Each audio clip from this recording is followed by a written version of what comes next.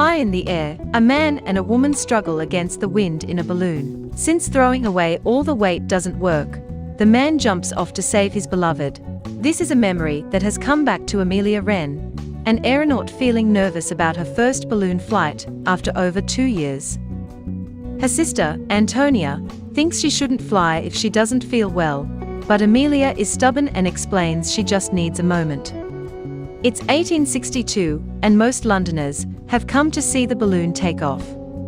James Glaisher, the scientist that will be joining this expedition, isn't too worried about the dark clouds in the sky, but his friend and fellow scientist John True is.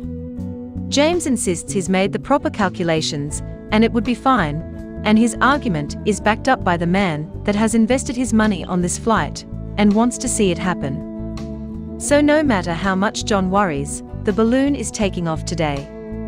Amelia arrives late, but she makes quite a show out of it, knowing that ticket sale are what keeps their flights funded.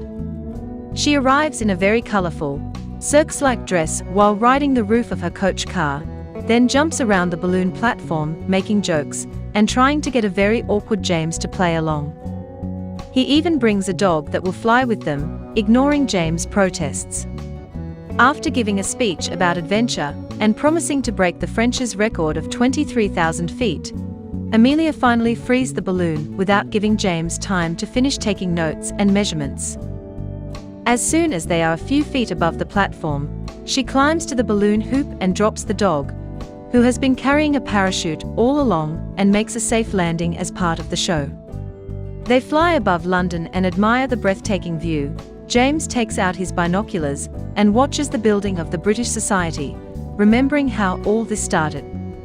2 years earlier, he and John climbed to a roof to watch a different balloon successfully take off.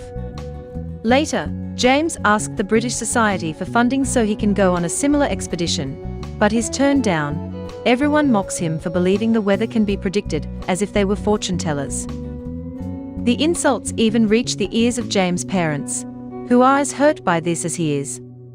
Back in the present, Amelia changes her show dress for warmer clothes while James sends out his first pigeon with his readings. As the balloon goes higher, they enter a cloudy area, and just like John, Amelia worries about the possibility of a storm. James insists his predictions don't include a storm, but the weather soon proves him wrong. Lightning begins appearing around them, and a very strong wind starts blowing, shaking the balloon along. James falls on the bottom of the basket and hits his head, causing it to bleed, but Amelia refuses to land the balloon since she knows how to get out of the storm. They just need to fly higher, making it above the clouds. The wind suddenly gives the balloon a particularly hard shake, causing James and Amelia to be pushed out of the basket. They manage to hold onto the hoop before the wind hits them again and James falls inside the basket, but Amelia is left hanging onto one of the ropes. Helping her climb back proves to be a problem when James isn't very strong and the wind continues to go against them. So he solves this little issue by tying himself up to the basket before offering Amelia her hand and finally bringing her back inside. As soon as she is in, she begins throwing sandbags out, helping the balloon to go higher and leave the clouds behind. This high up, everything is absolute silence, and they are touched by the gentle sunlight. While they are rearranging the ropes to help the balloon hold better, they get to see an aureole, a beautiful sight James never saw before outside of books. The pair has some fun screaming into the nothingness, but suddenly, they can hear some city noises conducted by the humid conditions. Excited by this discovery, James begins taking notes, but Amelia can't help having once again a flashback to her last flight, during which her husband Pierre Wren died. After losing her husband, Amelia wouldn't leave the house, she drank a lot, and wouldn't take a bath. This kept going for 2 years. Some weeks ago, Antonia got tired of seeing her like this and dragged her back into the real world, taking her to a party the family had been invited to. It was clear that Amelia wasn't having a good time there, especially since all men were too intimidated by her to approach her, all except one. James made some chit-chat with her before revealing the real reason for his talk. He needed her to accept his idea for an exploration of the sky to prove whether prediction was possible. Amelia quickly noticed that James had sneaked into that party and wasn't really invited. So while she usually wouldn't have cared about someone's social status, she didn't like the fact he had lied to her. But James gave her a heartwarming speech about how much such discoveries could help humanity. So Amelia gave in and accepted to work with him. Later, when Antonia heard about this news, she called Amelia out for it, saying that she was running away from her problems and the happiness she found in the air had come from her husband, not the balloon. Back in the present, Amelia is recovering from her panic attack and hears James ask her about her husband, but she refuses to talk about him. While she takes care of his head injury, they are suddenly met by a wonderful surprise, a kaleidoscope of butterflies flying around them. James is particularly amazed by this because he never thought butterflies could fly this high even when John, who had studied them, was sure they could. This proves his friend's theory. Touched by the gorgeous moment, Amelia tells James about Pierre's love for the beauty of the world, and with tears in her eyes, thanks him for not pushing her to talk about it. Once again, Amelia begins thinking about the circumstances that brought them here. After hearing her sister's worries, she changed her mind about the trip. So she entered the British Society building, ignoring the fact women weren't allowed inside, to tell James the expedition was cancelled and that she would never fly on a balloon again. Later in the evening, James went to visit his parents, giving his mom the news, but keeping them from his father not to hurt him, because he was already suffering from memory loss. At least he still remembered how to use the telescope James got him, and the incoming trip as well, so he gifted his son a pair of binoculars for him to use once he reached the sky.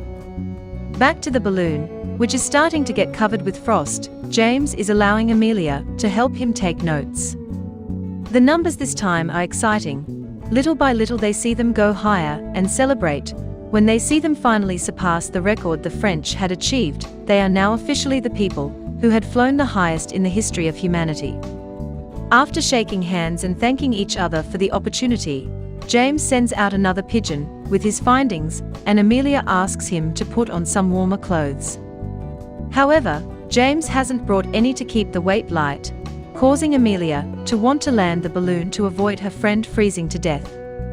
James doesn't allow her to do so, giving her a speech about the importance of what they are doing and showing her how beautiful the starry sky is. Amelia remembers she does indeed find happiness in flying, not just her husband, so she accepts under the condition that she gets to decide when it becomes too much to keep going. James agrees, so she throws out another bag of sand. A new memory begins of the night Amelia changed her mind about the trip. She was visited by John, who came by his own choice and not because James sent him to tell her the trip was worth the risk. He showed her James' research notes where he had drawn some beautiful snowflakes, and admitted that sometimes James was indeed wrong. He said it would snow tonight when it wasn't. However, he also came across remarkable truths, and John thought it was Amelia's responsibility to advance the cause of science. After he left, Amelia went to visit Pierre's grave to think about it, and reached her decision when James' predictions came true and it began to snow. Back in the present, the entire balloon and even the people themselves are covered with frost. James sends out a pigeon, but it falls as soon as it tries to fly, and his last one is dead. How nobody will know their location if something happens, so James begins freaking out. Amelia has to stop him from throwing out a bunch of their things, as she points out his attitude and his now bleeding nose are signs of hypoxia. The lack of oxygen is affecting his brain. She wants to descend, but James wants to risk his life for science like Pierre did, so Amelia slaps him for it. The real story of what happened isn't heroic. Amelia had pushed the balloon too hard and the seams ripped apart. No matter how many things they threw out, they couldn't make the balloon descend, so Pierre jumped off in order to save Amelia. After hearing such a story, James apologizes for his attitude and accepts it's time to go down. Amelia pulls a rope to open the gas valve, but nothing happens because of the frost, so after reminding James to stay awake not to let the hypoxia win, she begins climbing to the top to open the valve manually.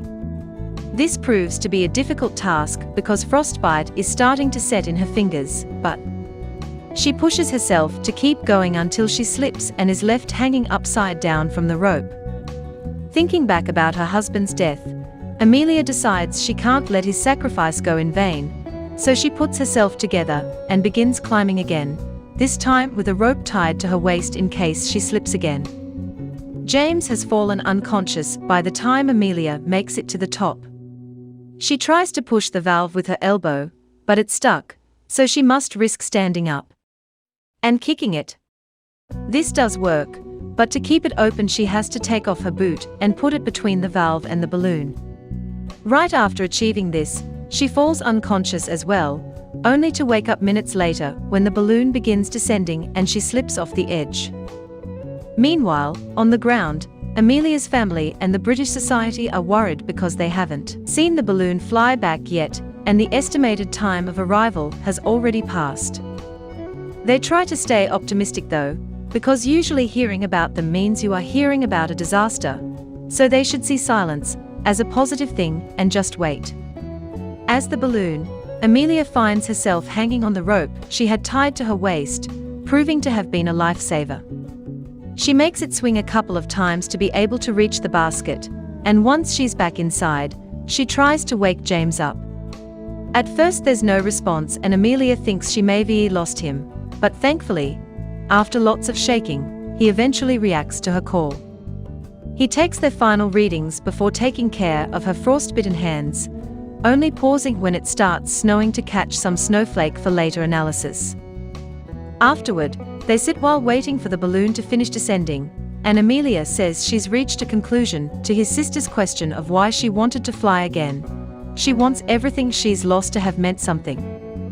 In return, James mentions some of the discoveries he's made, but most importantly, the fact he's seen beauty that can't match the illustrations on books and the fact they've brought stars closer, which Amelia agrees with. Suddenly, Amelia notices that the snow isn't falling, it's hovering, which means they are traveling at the same speed as it. This can only be explained by one thing. The balloon is collapsing. After removing the valve and therefore her shoe, they begin throwing stuff out of the basket to lose weight, including the jackets they are wearing and James' tools after he tears off his notes from the notebook. This still isn't enough, and for a moment they think they have no hope, but James gets an idea. Both of them climb onto the balloon hoop, then he cuts the ropes to let the basket go as well. The balloon is now descending at a very dangerous speed, and Amelia considers making the same sacrifice her husband made, but James stops her just in time. He has a new idea. They cut the